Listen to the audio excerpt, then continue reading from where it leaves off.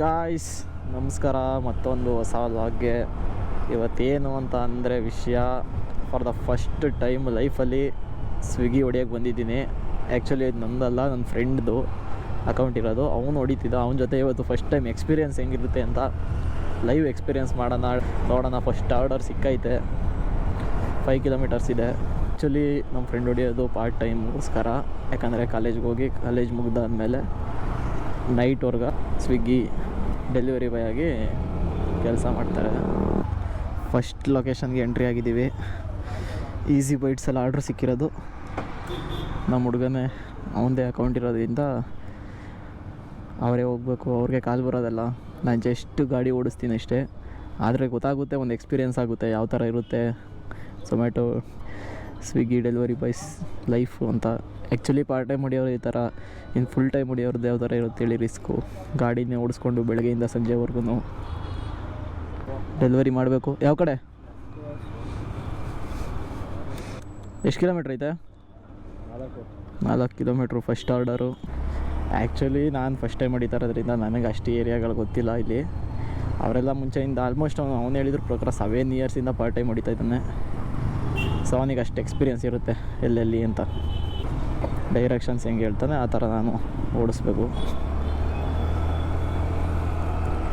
ನಾನು first time ಹೊಡಿತಿರೋದ್ರಿಂದ ನನಗೊಂಥರ excitement ಐತೆ. ಆದರೆ ಅವ್ರಿಗೆ ಓಡಿಸಿ ಜಿಗುಪ್ಸೆ ಬಂದ್ಬಿಟ್ಟಿರುತ್ತೆ. ಅಕ್ಟೋಬರ್ 3ರಿಂದ ಯುವ ಸಂಭ್ರಮ ಕೂಡ ಸ್ಟಾರ್ಟ್ ಆಗುತ್ತೆ ಮೈಸೂರಲ್ಲಿ. ಈ ವರ್ಷ ಮೈಸೂರಲ್ಲಿರೋದ್ರಿಂದ ಮೈಸೂರನ್ನ ಎಕ್ಸ್ಪ್ಲೋರ್ ಮಾಡಬೇಕು. ಈ ಪೆಟ್ರೋಲ್ ಬೈಕ್ಸ್ಗಳಿಗಿಂತ ಈ ಎಲೆಕ್ಟ್ರಿಕ್ ಬೈಕ್ಸಲ್ಲಿ ಸ್ವಿಗ್ಗಿ ಝೊಮ್ಯಾಟೊ ಈ ಥರ ಡೆಲಿವರಿ ಮಾಡಿದ್ರೆ ಬೆಟರ್ ಅಂತ. ಯಾಕಂದರೆ ಪೆಟ್ರೋಲ್ ಖರ್ಚು ಉಳಿಸ್ಬೋದಲ್ಲ. ಗಾಡಿ ಅಂತೂ ಬರೀ ಪ್ರಾಬ್ಲಮ್ಸ್ ಅಂದ್ಕೊಳ್ಳಿ. ನನ್ನ ಫ್ರೆಂಡ್ ಹತ್ರನೂ ಐತೆ, ಬರೀ ಪ್ರಾಬ್ಲಮ್ಮೇ. ಆ ಪ್ರಾಬ್ಲಮ್, ಈ ಪ್ರಾಬ್ಲಮ್, ಅದು ಇದು ಅಂತ ಬರೀ ಪ್ರಾಬ್ಲಮ್ಸೇ ಹೇಳ್ತಾರೆ ಎಲೆಕ್ಟ್ರಿಕ್ ಬೈಕ್ಸ್ಗಳಲ್ಲಿ. ಪೆಟ್ರೋಲ್ ಖರ್ಚು ಒಂದು ಉಳಿಸ್ಬೋದು ಅನ್ನೋದು ಬಿಟ್ರೆ ಇನ್ನೇನು ಅಂಥದ್ದು ಗೊತ್ತಾಗಲಿಲ್ಲ. ಗಾಡೀಲಿ ಸ್ವಲ್ಪ ಫ್ಯೂಯಲ್ ಕಮ್ಮಿ ಇರೋದ್ರಿಂದ 120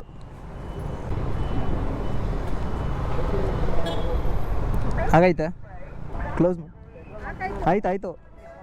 ಆಲ್ಮೋಸ್ಟ್ ಮೈಸೂರಲ್ಲಿ ತುಂಬ ಜನ ಇದನ್ನು ನಂಬ್ಕೊಂಡೇ ಜೀವನ ಮಾಡ್ತಾ ಇರೋರು ಇದ್ದಾರೆ.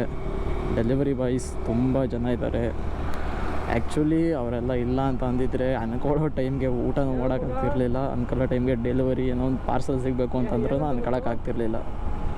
ಆ್ಯಕ್ಚುಲಿ ಕಸ್ಟಮರ್ಸ್ ಕೂಡ, ಡೆಲಿವರಿ ಬಾಯ್ಸ್ ಕಸ್ಟಮರ್ ಸ್ವಲ್ಪ ಅರ್ಥ ಮಾಡ್ಕೋಬೇಕು. ಸಿಕ್ಕಾಪಟ್ಟೆ ಟ್ರಾಫಿಕ್ಸ್ ಇರುತ್ತೆ. ಮತ್ತು ಆ್ಯಕ್ಚುಲಿ ಈಗ ಅದರಲ್ಲೂ ಈ ಮೈಸೂರು ಸಿಟಿಲಂತೂ ದಸರಾ ಟೈಮಲ್ಲಂತೂ ಟ್ರಾಫಿಕ್ಸ್ ನಿಮಗೆ ಗೊತ್ತಿರುತ್ತೆ. ಆದಷ್ಟು ನಾವು ಬೇಗ ತಲುಪಿಸ್ಬೇಕು ಅಂತಲೇ ಟ್ರೈ ಮಾಡ್ತಿರ್ತೀವಿ. ಬೇಗನೆ ತಲುಪಿಸ್ತೀವಿ ಕೂಡ. ಹೇಳ್ತಿದ್ದೀನಿ ಅಂತ ಅಂದರೆ ಇವತ್ತು ಇಷ್ಟೆಲ್ಲ ಸ್ಟ್ರಗಲ್ ಪಟ್ಟು ನಮ್ಮ ಹಸುವನ್ನ ನೀಗಿಸೋ ಡೆಲಿವರಿ ಬಾಯ್ಸ್ಗಳಿಗೆ ಇವತ್ತಿನ ನಮ್ಮ ಸೆಲ್ಯೂಟ್ ಹೋಗಬೇಕು ಅಂತ ಹೇಳ್ತೀನಿ. ಲೊಕೇಶನ್ಗೆ ಬಂದಿದ್ದೀವಿ. ಹಾಂ ಮೇಡಮ್, ಇಬ್ಬರು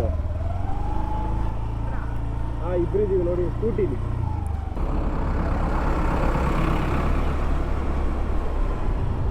ಲೊಕೇಶನ್ಗೆ ಬಂದು ಸಿಕ್ಕಾಪಟ್ಟೆ ಹುಡ್ಕಾಡಿ ಪಾರ್ಸಲ್ನ ಡೆಲಿವರ್ ಮಾಡಾಯಿತು. ಡೆಲಿವರ್ ಆಗಿದೆ. ಈಗ ಸೆಕೆಂಡ್ ಆರ್ಡರ್ಗೋಸ್ಕರ ವೆಯ್ಟಿಂಗ್. ಕೆಲವು ಸಲ ಆರ್ಡರ್ಗಳು ಸಿಗೋದು ತುಂಬ ಲೇಟು ಆಗುತ್ತೆ. ಕೆಲವು ಸಲ ಪಟ್ ನಂಗೆ ಬ್ಯಾಕ್ ಟು ಬ್ಯಾಕ್ ಸಿಕ್ಬಿಡುತ್ತೆ. ಇವಾಗ ಸಿಗೋವರೆಗೂ ನಾವು ಆಲ್ಮೋಸ್ಟ್ ಇಲ್ಲಿ ಓಡಾಡ್ತಾನೆ ಇರಬೇಕಾಗುತ್ತೆ. ರೆಸ್ಟೋರೆಂಟ್ಸ್ ಹತ್ರ ಹೋದಾಗ ಆಟೋಮೆಟಿಕ್ಕಾಗಿ ಯಾವುದಾದ್ರೂ ಸಿಕ್ಕಿದ್ರೆ ಆರ್ಡರ್ ಆಗುತ್ತೆ. ಇಲ್ಲ ಅಂತ ಅಂದರೆ ಹಿಂಗೆ ಹೋಗ್ತಾ ಇರಬೇಕು. ಸೊ ಅದನ್ನೇ ಹೇಳಲ್ವಾ, ಕೆಲಸ ಅಷ್ಟು ಅಂದ್ಕೊಳ್ಳೋಷ್ಟು ಈಸಿ ಇಲ್ಲ, ರಿಸ್ಕು ಐತೆ. ಕೆಲವು ಸಲ 10 ಕಿಲೋಮೀಟ್ರ್ವರೆಗೂ 13 ಕಿಲೋಮೀಟ್ರ್ವರೆಗೂ ಹೊಡಿಬೇಕಾಗುತ್ತೆ. ಕೆಲವು ಸಲ 1 ಕಿಲೋಮೀಟ್ರಿಗೇ ಸಿಕ್ಬಿಡುತ್ತೆ. ಆ ಥರ ಆಗುತ್ತೆ, ಏನು ಮಾಡೋಕ್ಕಾಗಲ್ಲ. ಹೌದಾ, ಸೆಕೆಂಡ್ ಆರ್ಡ್ರು ಸಿಕ್ತು ಗಾಯ್ಸ್. ನಿಮಗೆ ಇವತ್ತು ನಾವು ಎಷ್ಟು ಡೆಲಿವರಿ ಹೊಡೆದಿದ್ದೀವಿ, ಎಷ್ಟು ಇನ್ಕಮ್ ಆಗೈತೆ, ಎಷ್ಟು ಪೆಟ್ರೋಲ್ ಹಾಕ್ಸಿದ್ದೀವಿ, ಎಷ್ಟು ಕಿಲೋಮೀಟ್ರ್ ಓಡಿಸಿದ್ದೀವಿ ಅನ್ನೋ ಕಂಪ್ಲೀಟ್ ಡೀಟೇಲ್ಸ್ ನಿಮಗೆ ಬೇಕು ಅಂತ ಅಂದರೆ ಕಮೆಂಟ್ ಮಾಡಿ. ಯಾಕಂದರೆ ಇದು ನನಗೆ ಅಷ್ಟು ಗೊತ್ತಿಲ್ಲ. ಇದೇ ನಾನು ಫಸ್ಟ್ ಟೈಮ್ ಹೋಗ್ತಾ ಇರೋದ್ರಿಂದ ನಾನು ಅವ್ರ ಹತ್ರ ಕೇಳಿಕೊಂಡು ಇದ್ರ ಬಗ್ಗೆ ವಿಡಿಯೋ ಮಾಡಬೇಕು. ಸೆಕೆಂಡ್ ಆರ್ಡರ್ ಕಲೆಕ್ಟ್ ಮಾಡ್ಕೊಳಕ್ಕೆ ಬಂದಿದ್ದೀವಿ. Fast kitchen second order guys. Second order ಕೂಡ ರೆಡಿ ಆಯಿತು. ಆಲ್ಮೋಸ್ಟ್ ಸೆಕೆಂಡ್ ಆರ್ಡ್ರಿಗೆ ಇಲ್ಲಿ ನಿಂತ್ಕೊಂಡೆ 20 ಮಿನಿಟ್ಸ್ ವೆಯ್ಟ್ ಮಾಡಿದ್ದೀವಿ. ಹಬ್ಬ ಅಂದರೆ ನಾವು ಇಲ್ಲಿಗೆ ಸ್ಟಾರ್ಟ್ ಮಾಡಿ 1 ಅವರ್ ಆಯಿತು. ನಾವು ಆರ್ಡ್ರ್ ಹೊಡಿಯೋಕ್ಕೆ ಸ್ಟಾರ್ಟ್ ಮಾಡಿ ಕರೆಕ್ಟಾಗಿ 53 ಮಿನಿಟ್ಸ್ ಆಗೈತೆ. 1 ಅವರ್ಗೆ 2 ಆರ್ಡ್ರ್ ಹೊಡಿಬೋದು ಅಷ್ಟೇ. 2 ಆರ್ಡರ್ ಅಷ್ಟೇ ಹೊಡಿಯೋಕ್ಕಾಗೋದು 1 ಅವರ್ಗೆ. ಆ ಟೈಮೆಲ್ಲ ಹೊಡಿತೀನಿ ಅಂತ ಅಂದರೆ ಇದರಲ್ಲೆಲ್ಲ ಅಷ್ಟೇನು ಉಳ್ಸೋಕ್ಕಾಗಲ್ಲ. ಅದೇ ಆಫರ್ಸ್ ಕೊಡ್ತಾರಲ್ಲ ಆ ದಿನಗಳಲ್ಲಿ ಹೊಡ್ಕೋಬೋದು ನೋಡಿ. ಒಂದು ಆರ್ಡ್ರಿಗೆ 50 ರೂಪಾಯಿ, 60 ರೂಪಾಯಿ, 70 ರೂಪಾಯಿ, 80 ರೂಪಾಯಿ, ಅದು ಅಪ್ರೂಪಕ್ಕೆ ಒಂದೊಂದು ಆಫರ್ಸ್ ಕೊಡ್ತಾರೆ. ಆವಾಗ ಈ ಥರ ಆರ್ಡ್ರ್ಗಳು ಹೊಡ್ಕೋಬೋದು. ಇಲ್ಲ ಅಂತ ಅಂದರೆ ಅದೇ ಫುಲ್ ಟೈಮ್ ಹೊಡಿಬೇಕಷ್ಟೇ. ಬೆಳಗ್ಗೆಯಿಂದ ಸಂಜೆ ಗಂಟ ಒಂದು 300 ಕಿಲೋಮೀಟ್ರ್ ಡೈಲಿ ಓಡಿಸೋಷ್ಟರಲ್ಲಿ ಒಂದು ಲಾಂಗ್ ಡ್ರೈವ್ ಹೋಗಿದ್ದು ಬರ್ಬೋದು ಆರಾಮಾಗಿ. ನೀವು 300 ಕಿಲೋಮೀಟ್ರ್ ಗಾಡಿ ಓಡಿಸೋರು ಅಷ್ಟು ಟ್ರೈನ್ ಆಗಲ್ವೇನೋ. ಈ ಸಿಟಿ ಒಳಗಡೆ ನೀವು 200 ಕಿಲೋಮೀಟ್ರ್ ಗಾಡಿ ಓಡಿಸ್ತೀಯ ಅಂತ ಅಂದರೆ ಬಾಡಿ ಪಾರ್ಟ್ಸ್ ಎಲ್ಲ ಛಿದ್ರ ಪದ್ರ ಆಗಿರ್ತವೆ. ಕೊಡೋ ಪ್ಲೇಸ್ ಬಂತು 9 ಅಂದ್ರೆ ಅದೇ ಇರಬೇಕು. ಹಾಂ, ಇದು 7 ಇಲ್ಲೇ ಐತಲ್ಲ 7-9 4479. ಗಾಯ್ಸ್ ಸೆಕೆಂಡ್ ಆರ್ಡ್ರು ಕೂಡ ಆಯಿತು. ರಿಸ್ಕ್ ಐತೆ ಆದ್ರೂ ಯಾರು ಈ ವಯಸ್ಸಲ್ಲಿ ಮಾಡೋದಕ್ಕೆ ನಮ್ಗೆ ಅಬ್ಸರ್ವ್ ಮಾಡೋ ಸ್ವಿಗ್ಗಿ ಝೊಮ್ಯಾಟೊ ಹೊಡಿತಿರ್ತಾರಲ್ಲ, ನಮ್ಮವ್ರು ಯಾರು ಮಾಡಲ್ಲ. ಹಂಗಂತೀಯ? ಎಲ್ರಿಗೂ ಗೊತ್ತು ಸಿಗಾಬಗ್ಸೆ ದುಡಿಬೇಕು ಅಂತ. ಇದಕ್ಕೆ ಇದಕ್ಕೆ ಬಂದ್ಬಿಡ್ತಾರೆ, ಇದು ಪಾರ್ಟ್ ಟೈಮ್ ಕೊಡ್ತಾರೆ ನೈಟ್ ಟೈಮು. ಇದಕ್ಕೆ ಬಂದ್ಬಿಡ್ತಾರೆ ತಿಂಗಳು ಸಂಬಿಡ್ತಾರೆ 9,000 ಅಲ್ಲೇ ಹುಡ್ಕ ಇರ್ತಾರೆ.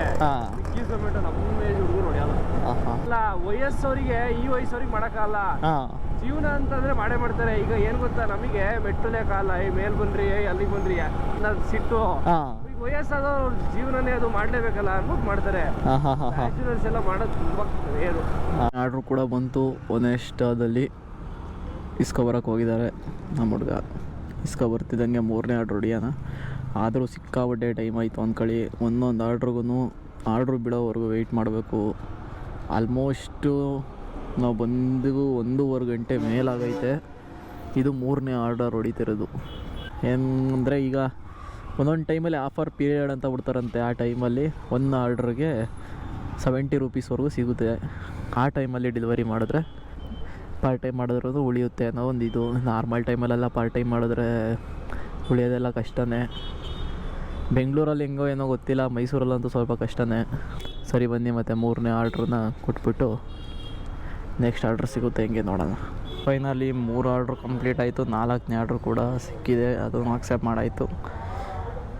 A2B ವೆಜ್ ರೆಸ್ಟೋರೆಂಟ್, ಇಲ್ಲಿಂದ 3 ಕಿಲೋಮೀಟ್ರ್ ಐತೆ. 4ನೇ ಆರ್ಡ್ರನ್ನು ಡೆಲಿವರಿ ಮಾಡೋಣ. 1.25 ಕಿಲೋಮೀಟ್ರಿಗೆಲ್ಲ ಆರ್ಡ್ರ್ ಇದೆ. ಈ ಥರ ಸಿಕ್ಕರು ನೋಡಿ ಗಾಯ್ಸ್, ಬರುತ್ತಿರುತ್ತೆ. ಈ ಥರ ಆರ್ಡ್ರ್ಗಳು ಸಿಕ್ಕರೆ ಗಾಯ್ಸ್ ನಿಜವಾಗ್ಲೂ ಹೆವಿ ಉಳಿಯುತ್ತೆ. ಯಾಕಂದರೆ ಹತ್ರದಲ್ಲೇ ಸಿಕ್ಕಿ ಹತ್ರದಲ್ಲೇ ಕೊಡೋದ್ರಿಂದ.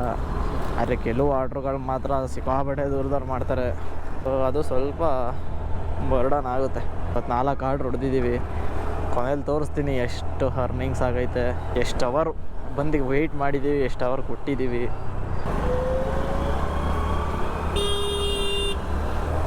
ಎಲ್ಲಿ ನೋಡ್ಕೊಬತ್ತೀಯಪ್ಪ, ಪಕ್ಕದಲ್ಲೇ ಹೋಯ್ತಾ ಇದ್ದೀನಿ, ರೈಡ್ಗೆ ಬರ್ತಾವ್ರು. ಅಯ್ಯಪ್ಪ ಯಾರಿಗೆ ಬೇಕಪ್ಪ ಈ ಜಿಗುಪ್ಸೆ ಜೀವನ ಅಂತ ಅನ್ನಿಸ್ಬಿಡ್ತದೆ ನನಗಂತೂ. 4ನೇ ಆರ್ಡ್ರೂ ಸಕ್ಸಸ್ಫುಲ್ಲಾಗಿ ಡೆಲಿವರ್ ಮಾಡಾಯಿತು. 2.25 ಗಂಟೆ ಆಯಿತು.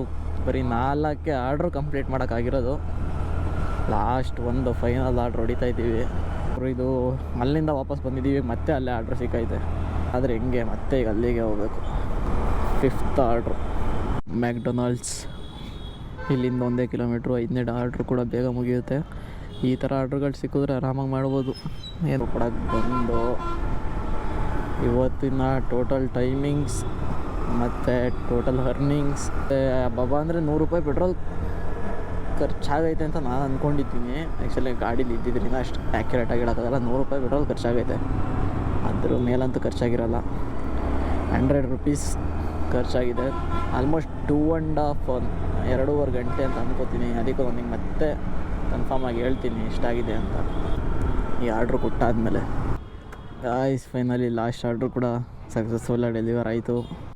ಅರ್ನಿಂಗ್ಸು ಗಾಯ್ಸ್ ನೋಡಿ, ಅರ್ನಿಂಗ್ಸ್ 380 ರೂಪಾಯಿ. 2 hours 33 minutes 5 ಆರ್ಡರು. ಡ್ಯೂಟಿ ಕೂಡ ಸ್ಟಾಪ್ ಆಯಿತು. 5 ಆರ್ಡ್ರ್ ಹೊಡೆದಿದ್ದೀವಿ. 2.5 ಗಂಟೆಯಲ್ಲಿ 380 ರೂಪಾಯಿ ಅರ್ನಿಂಗ್ಸು. ಇದೆ ಸ್ವಿಗ್ಗಿ ಲೈಫ್, ನೋಡ್ಕೊಬಿಡಿ ಗಾಯ್ಸ್. ನೋಡಿದ್ರಲ್ಲ ಕಷ್ಟ ನಷ್ಟ ಎಲ್ಲ ತೋರಿಸಿದ್ದೀನಿ ಅಂದ್ಕೊಂಡಿದ್ದೀನಿ.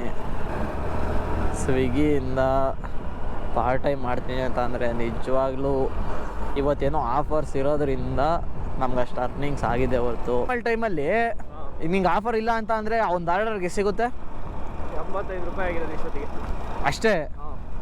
ಆಫರ್ಸ್ ಇಲ್ಲ ಅಂತ ಅಂದರೆ ನಿಮ್ಗೊಂದು ಆರ್ಡ್ರಿಗೆ 20 ರೂಪಾಯಿ ಸಿಗುತ್ತೆ. ಇವತ್ತು ನಮಗೆ ಒಂದು ಆರ್ಡ್ರಿಗೆ 70 ರೂಪಾಯಿ ಸಿಕ್ಕಿತ್ತು ಆಫರ್ ಇದ್ದಿದ್ದರಿಂದ. ಸೊ ನಾವು ಅದಕ್ಕೋಸ್ಕರ ಬಂದಿದ್ದು. ನಾರ್ಮಲ್ ಟೈಮಲ್ಲಿ ನಿಮಗೆ ಸಿಗೋದೆ 20 ರೂಪಾಯಿ.